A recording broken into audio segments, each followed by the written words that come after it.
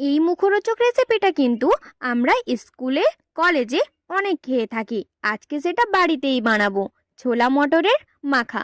তার জন্য ছোলা, সেদ্ধ মটর, কুচনো পেঁয়াজ, কুচনো শসা, গাজর কুচি, দিয়ে দিলাম টমেটো কুচি, ঝালের জন্য এখানে দিয়ে দিচ্ছি কাঁচা লঙ্কা কুচি, তারপর অল্প করে দিয়ে দিলাম একটু ধনেপাতা কুচি, স্বাদ মতো বিট লবণ, ওপর থেকে ছড়িয়ে দিলাম গোলমরিচের গুঁড়ো, ওপর থেকে দিয়ে দিলাম একটু ভাজা মশলা, তারপর এর মধ্যে আমি দিলাম অর্ধেকটা লেবুর রস, তারপর এর মধ্যে দিলাম আমি আম তেল যেটা আমাদের বাড়িরই তৈরি।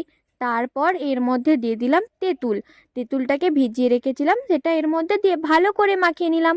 কে কে কিন্তু এগুলো খেয়ে আছেন আগে থেকে কমেন্ট করতে ভুলবেন না। বাড়িতেও তৈরি করবেন, কিন্তু বাজারের মতোই খেতে লাগবে। খুবই সুন্দর হয়েছিল খেতে। ভিডিও যদি ভালো লাগে লাইক করবেন।